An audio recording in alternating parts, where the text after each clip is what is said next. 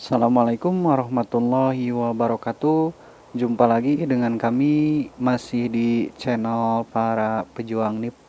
Nah, di video sederhana kali ini kami akan membahas tentang perjanjian-perjanjian penting apa saja ya yang terjadi pada saat masa Rasulullah SAW. Ya, langsung saja kita ke soal yang pertama. Perjanjian yang dilakukan Rasulullah Shallallahu Alaihi Wasallam di Mekah pada saat ibadah umroh dengan kafir Quraisy, yaitu A. Perjanjian Al-Umariyah, B. Perjanjian Fatu Mekah, C. Perjanjian Aqobah pertama, D. Perjanjian Aqobah kedua, dan E. Perjanjian Hudaybiyah. Jawaban untuk soal yang pertama ini adalah yang E ya, Perjanjian Hudaybiyah. Nah, di mana perjanjian Hudaybiyah itu adalah sebuah perjanjian ya yang diadakan di wilayah Hudaybiyah. Nah, yang pada saat itu umat muslim pengikut Rasulullah Shallallahu Alaihi Wasallam berangkat gitu untuk melaksanakan ibadah umroh. Namun karena saat itu kaum kafir Quraisy di Mekah sangat anti gitu dengan muslim di Madinah ya, terkait kekalahannya dalam perang Khandaq ya. Maka sejak saat itu Mekah tertutup untuk kaum muslim. Nah, singkat ceritanya itu karena pada saat itu Rasulullah Shallallahu Alaihi Wasallam menghindari peperangan di Mekah ya, karena Mekah adalah tempat suci.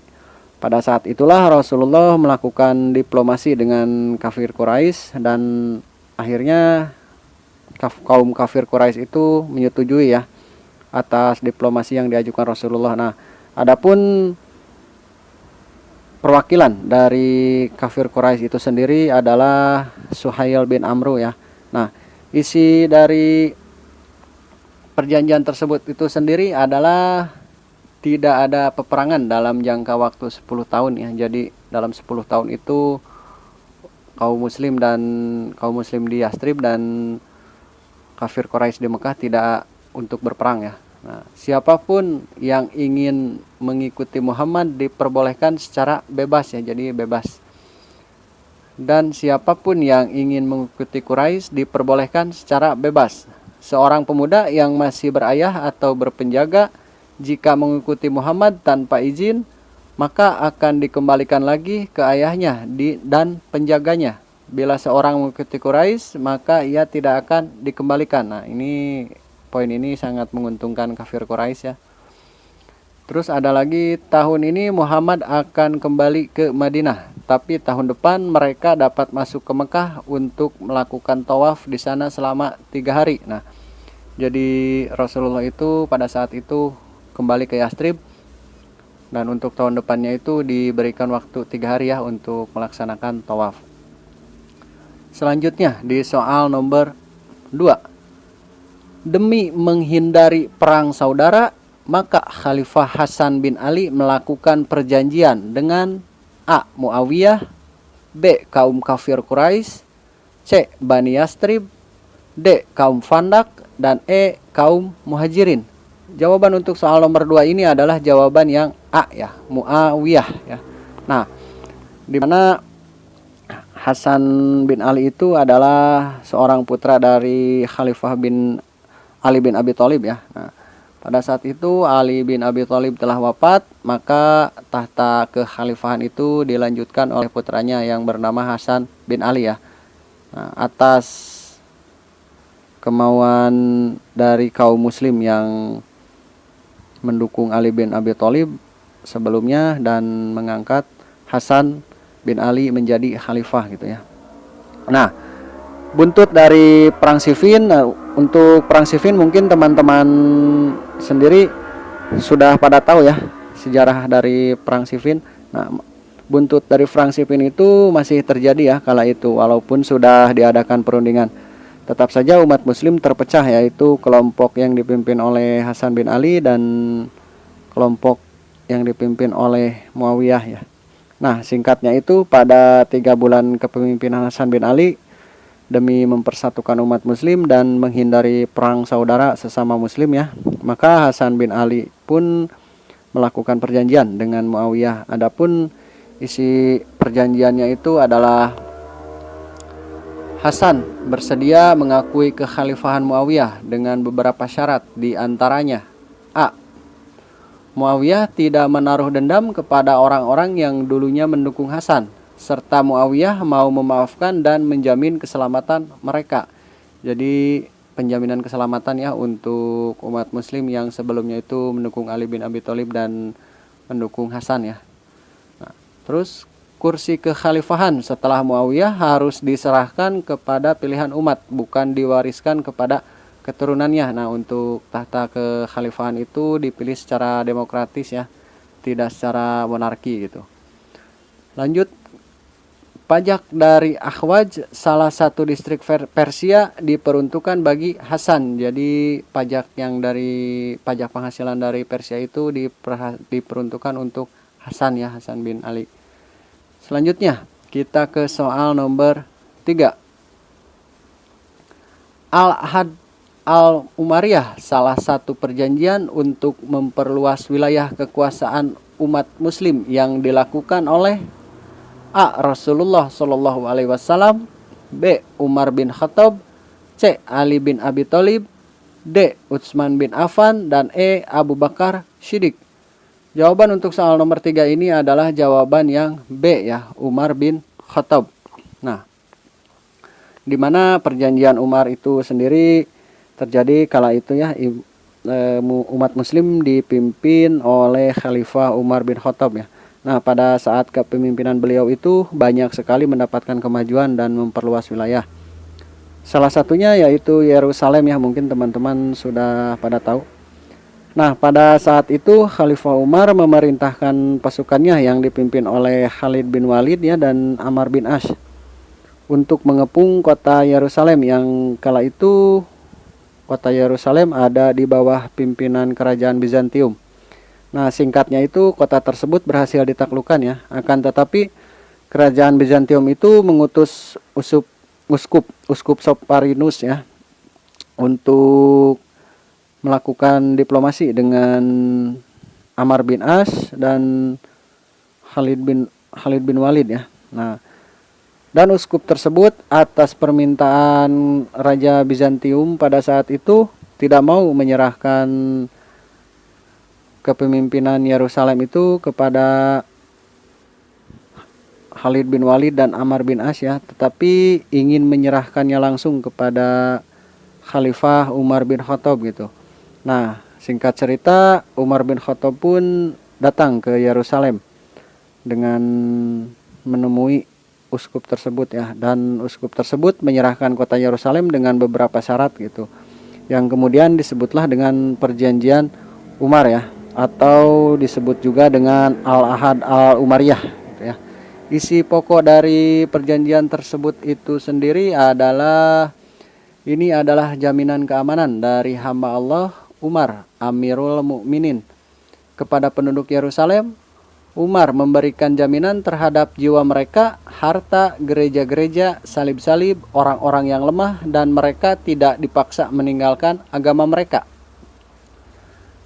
Terus tidak ada seorang pun di antara mereka yang merasa terancam dan diusir dari Yerusalem, dan orang-orang Yahudi tidak akan tinggal bersama mereka di Yerusalem ya. Terus ada lagi, penduduk Yerusalem diwajibkan membayar pajak sebagaimana penduduk kota-kota lainnya. Mereka juga harus mengeluarkan orang-orang Bizantium dan para perampok. Orang-orang Yerusalem yang ingin tetap tinggal di wilayah Bizantium, mereka boleh membawa barang-barang dan salib-salib mereka. Terus mereka dijamin aman sampai mereka tiba di wilayah Bizantium. Setelah itu mereka pun masih diperbolehkan kembali lagi ke Yerusalem jika ingin berkumpul dengan keluarga mereka. Namun mereka wajib membayar pajak sebagaimana penduduk lainnya ya. Nah, lanjut kita ke soal nomor 4 ya. Pada saat perang Abwa, Rasulullah Shallallahu Alaihi Wasallam melakukan perjanjian dengan salah satu kaum di wilayah Abwa, yaitu A. Bani Damrah, B. Bani Ailah, C. Bani Jarba, D. Bani Adarjud, dan E. Bani Haibar. Jawaban untuk soal nomor 4 ini adalah jawaban yang A ya, Bani Damrah. Nah, di mana pada saat itu teman-teman pasti sudah tahu ya tentang perang Abwa atau perang Wadan, yang di mana perang tersebut terjadi di wilayah Abwa ya. Nah, singkatnya itu di wilayah Wadan itu kan dihuni oleh Bani Damrah ya, yang mendukung kepada kafir Quraisy. Nah, pada awalnya pada saat itu Bani Damrah pun tersudut dan telah berhasil ditaklukkan oleh pasukan muslim ya yang sedang berperang di Abwa. Nah, singkatnya itu hingga pada akhirnya pimpinan Bani Damrah yaitu Amar ad-Damrah itu melakukan negosiasi ya dan melakukan perjanjian dengan Rasulullah. Nah, di mana perjanjian Rasulullah dengan Bani Damrah itu sendiri adalah, surat ini adalah dari Muhammad Rasulullah mengenai Bani Damrah, yang mana ia atau Muhammad jaga keselamatan dan keamanan dari nyawa dan harta mereka. Mereka dapat meminta bantuan dari pihak muslim kecuali bila mereka menentang agama Allah. Diharapkan bagi mereka untuk membantu Nabi bila dimintai bantuan ya. Jadi inti dari perjanjian Rasulullah dengan Bani Damrah itu adalah saling bekerja sama ya, dan tidak untuk saling menyerang gitu. Nah, selanjutnya kita ke soal nomor 5. Sebagai bentuk kebijaksanaan dan toleransi Rasulullah Shallallahu Alaihi Wasallam, beliau melakukan perjanjian dengan umat Kristen, yaitu A. Kaum Najran, B. Kaum Damrah, C. Kaum Juhainah, D. Kaum Taima, dan E. Kaum kafir Quraisy. Jawaban untuk soal nomor 5 ini adalah jawaban yang A ya, kaum Najran ya. Nah, di mana kaum Najran itu sendiri adalah penganut agama Kristen ya. Suatu ketika diriwayatkan Rasulullah itu mengundang kaum Najran ya, yang datang mengundang kaum Najran untuk datang gitu ke Madinah, dan kemudian sekelompok orang-orang dari Najran itu datang memenuhi undangan Rasulullah, dan Rasulullah menyambut mereka itu dengan sangat baik ya. Nah, singkatnya itu Rasulullah mengajak diskusi kepada orang-orang perwakilan dari Najran, yang pada intinya itu mengajak untuk meluk Islam gitu. Akan tetapi kaum Najran menolak ajakan Rasulullah tersebut ya, dan tetap kepada kepercayaannya yaitu agama Kristen kala itu yang dianut oleh kaum Najran ya.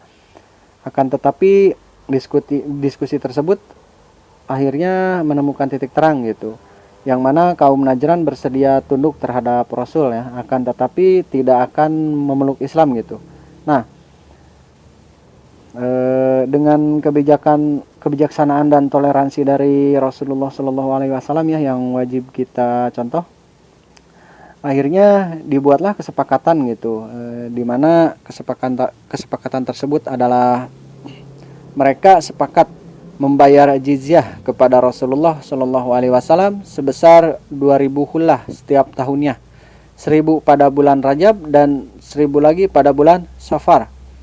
Terus Rasulullah memberikan perlindungan Allah dan Rasulnya kepada mereka, dan mereka diberi kebebasan mutlak untuk menjalankan agamanya. Terus ada mereka meminta agar beliau mengirimkan seseorang penjaga keamanan di daerah mereka. Nah, yang pada akhirnya tugas tersebut diberikan kepada Abu Ubaidah ya bin Al-Jarrah. Kemudian Nabi Shallallahu Alaihi Wasallam mengutus Ali bin Abi Thalib untuk mengurusi sedekah dan jizyah dari kaum itu sendiri ya. Ya, mungkin itu saja pembahasan soal di video kali ini. Mohon maaf masih banyak kekurangan. Jangan lupa like dan subscribe, bagikan jika video ini dirasa bermanfaat. Terima kasih.